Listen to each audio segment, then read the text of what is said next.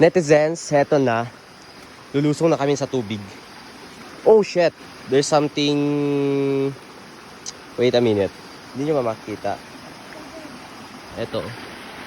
Netizens, oh my god, I'm scary. Wait a minute. Netizens, here we are. Medyo ano lang, marumi na kasi to kasi meron na ngang bahay ng baboy dito. Pero eto, malinis naman to kasi nadyan lang yung galing yung ano, yung tubig niyan oh. Sa butas. Ano yung butas? Ayun. Ayun. Diyan na yung galing yung ano, yung tubig. At saka eto, dalawa sila actually. Kaya, okay lang. Para sa ano to guys? Para sa kalabaw. Actually, yung sapa na ito guys, dati, dyan is, mayaman ito sa ano, mga lamang tubig, hindi lamang dagat, yung sapa to. Lamang tubig. Hipon, para siyang hipon. Suso. Meron pa dati dito kami nahuli na ano, na tilapia. Tapos yung parang alibasag, mga ganun. Pero ngayon, marumi na. Actually, meron pa rin dito, netizens, pero marumi na.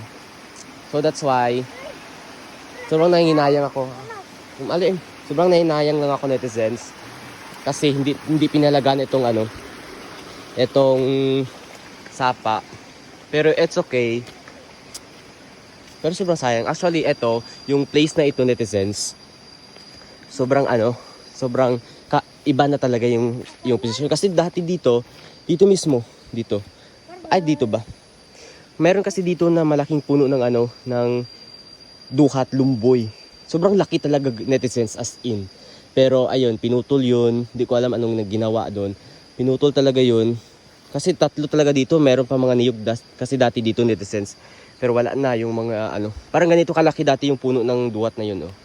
Pero pinutol yun, hindi ko alam anong ginawa nila doon. Pero at saka meron din diyan, oh. Sobrang malaking puno ng duhat diyan na parang mas malaki pa sa dito, oh. Pero ayun, pinutol din. I don't know. But let's accept the fact that we can't go back to the time. Yeah, ha?